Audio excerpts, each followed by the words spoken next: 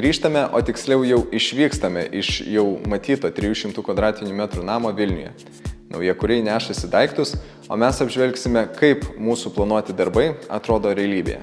Už manęs buvusios senos sienos jau nugriautos, naujosios pastatytos ir nudažytos. Metalinės laiptų praėjimo konstrukcijos matytos anksčiau, jau apdirbtos gipso kartonu, o į jas delikačiai įleistos priglaistomos grindjuostės, paliekant vieningą šešėlinę siūlę visų erdvių perimetrų.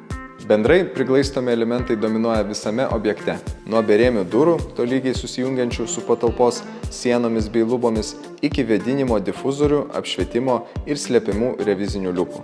Visas namo erdves tobulai įrėmina bei siekto japoniško interjero stiliaus jaukumo suteikia sumontuotos natūralaus ąžuolo parketlentės ir laiptai, kartu su natūralaus akmens bei medžio lukšto baldais.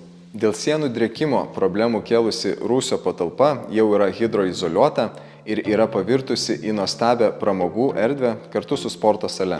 Didžioji dalis sienų čia dekoruota medžio lukšto plokštėmis, o erdvėms papildomo dydžio suteikia panaudoti platūs veidrodžiai. Garso ir vėdinimo sistemos įrenginiai sėkmingai paslėpti sienose, o dalis ortakių palikti kaip interjero akcentai. Vonios patalpose netrūksta inovatyvių sprendimų, pradedant unitazų su šildomu dangčiu ir automatinėmis vėdinimo bei apiplovimo funkcijomis, baigiant patinkinėmis santechnikos sistemomis ir į plokštumas įleistais veidrodžiais bei dušo senelėmis. Labai džiaugiamės galutiniu apdailos rezultatu.